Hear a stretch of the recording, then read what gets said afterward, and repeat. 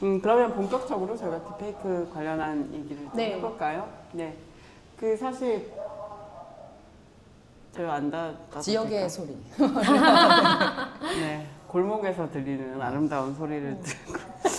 네. 그 저희가 좀 고민하고 있는 게 이 딥페이크 시즌 1을 했었을 때는 그 발생한 지 얼마 되지 않아서 저희가 막 멘붕 상태에서 이거 뭐야? 어떻게 생각해야 돼? 막 이런 상태였다면 지금은 조금 더 이제 좀 조금 정리를 우리 할 일들을 좀 정리해보자 이런 그런 컨셉으로 지금 여러분 만나고 있는데 이게 계속 또 범죄가 반복이 되고 있지 않습니까? 그래서 이 엠번방 이후에 서울대 엠번방도 있었고 또 뭐 목사방도 있었고 이렇게 또 반복이 되고 있는 상황인데 사실 예전만큼의 관심은 없다라는 느낌도 좀 들어요. 그러니까 우리가 막 그 처음에 막 분노하고 막 그랬던 것만큼의 대중적인 관심은 없고 그러면서 좀 반복이 되는 양상이 있는데 요건 좀 어떻게 보시고 계신지 반복과 이런 것들 좀. 네. 그러니까 사실 타임라인을 돌이켜 보면 저는 2024년에 가장 큰 충격은 딥페이크였다고 생각했는데 네, 맞아요. 근데 그걸 12월 3일 날 뒤집는 다른 충격이 정말 완전히 맞아요. 네, 약간 그 딥페이크 관련된 보도를 보면서 진짜 얻어맞는 기분이었거든요. 근데 계엄은 약간 위에서 이렇게 막 누르는 타노스의 주먹이 빵 떨어진 것 같은 그런 느낌이었어요. 맞아요. 그래서 약간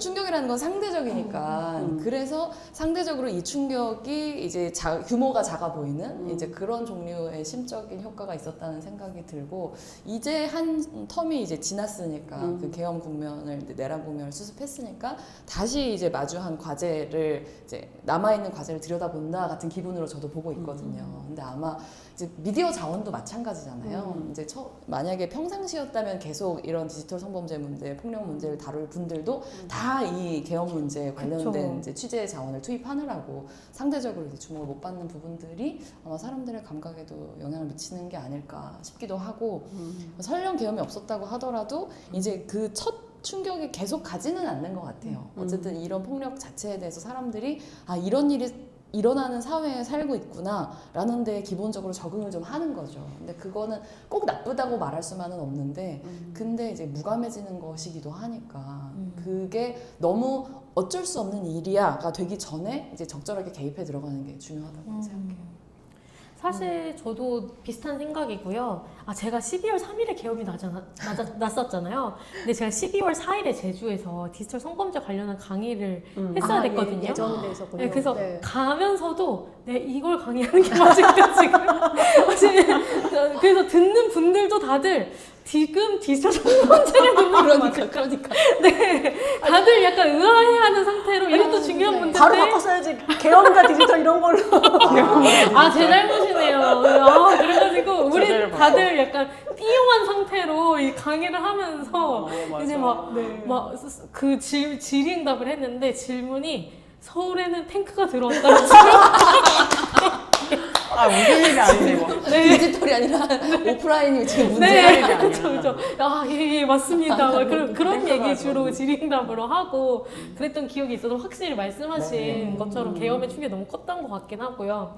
그리고 또 한편 생각을 해보면 딥페이크 범죄가 일어나는 방식이 이제 우리의 딥페이크 AI 기술이 들어간 영상이 공유되는 방식이잖아요. 그렇죠. 근데 사실 딥페이크 영상이라는 점에선 다르지만 그렇게 어떤 성희롱, 성모욕적인 그런 성폭력 게시물이 카톡방에서 이렇게 유포되고 그리고 그거를 막 보면서 조롱하고 이건 사실 2015년, 16년 때도 맞아요. 지인 능력방 네, 지인방, 지인 능욕방, 뭐 그리고 무슨 교대방, 뭐 이런 거 엄청 많았잖아요. 그래서 사실 10년 가까이 이어져 온 디지털 성범죄의 어떤 모습이라고 할 수 있기 때문에 사람들이 한 번 딥페이크라는 기술이 이렇게 쓸 수 있구나에 조금 놀랐던 거지. 사실은 그게 유포되고 공유되고 희롱당하는 그 문화 자체는 너무나 오랫동안 우리가 직면해왔던 성범죄여서 사람들이 또 막 그렇게 막 새롭게 느끼지는 않는 부분이 있는 것 같습니다. 맞아요. 네.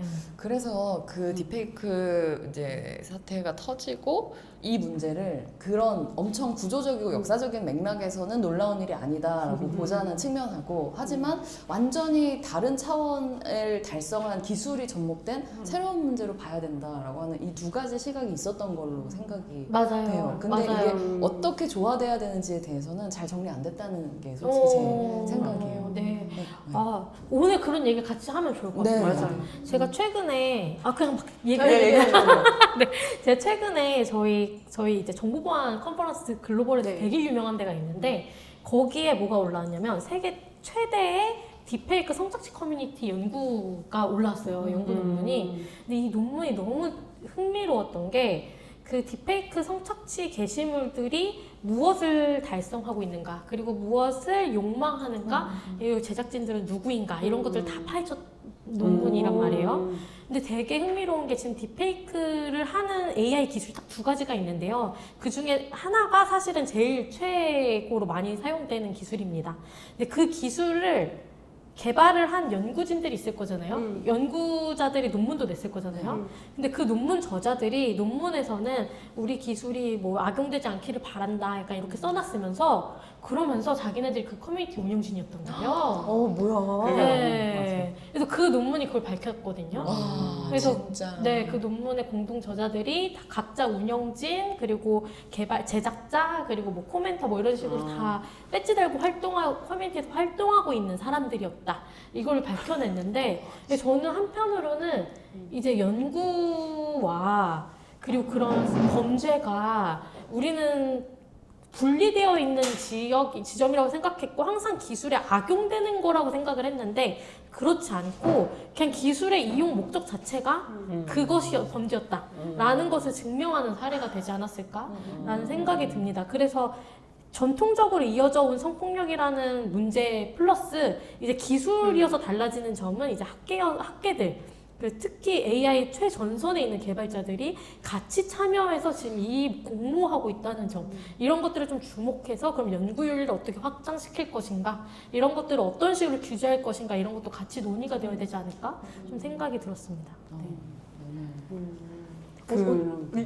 말씀하신 거에 대해서 충격적이었어요. 좀 어떻게 정리를 어떻게 하셨어요? 네. 그렇죠. 아까 말씀하신 그 질문에 대한 네. 어느 정도 답을 주신 건데. 네, 그러니까 이게 완전히 대응을 어떻게 하면 좋을지를 선의를 가지고 이제 대하는 사람들 중에서 기술에 대한 이해도 크지는 않고, 그리고 뭔가 성범죄에 대한 문제도 문제 의식은 있지만 사실 아주 구체적으로는 알지 못하는 사람들의 입장에서 토론을 할 때는 이게 오래된 문제예요라고 하면 마치 그러니까 이 문제는 해결이 안 돼요 라고 말하는 것처럼 들리나 봐요. 네. 그럴 수 있을 것 네, 같아요. 그럴 수 근데 있네요. 이거는 신종 기술 문제이기 때문에 그 신종 기술을 가지고 해결할 수 있는 문제입니다. 라는 식으로 말을 하면 그 기술을 강조하면 새로운 문제라고 하면 풀 수 있는 것처럼 들리고 이제 이런 딜레마가 있는 것 같더라고요. 저는 오히려 그 연구자들이 그걸 해도 된다라고 묵인을 해줬기 때문에 그 구조 안에서 사실 연구자들에 대한 교육, 문화, 제도 이런 것들이 좀 우리가 개입할 수 있는 방향이기 때문에 오래된 문제다라고 얘기하는 사실은 네, 맞아요. 네, 그래서 오래된 문제는 제도와 교육으로 접근을 해야 되고 기술적인 문제는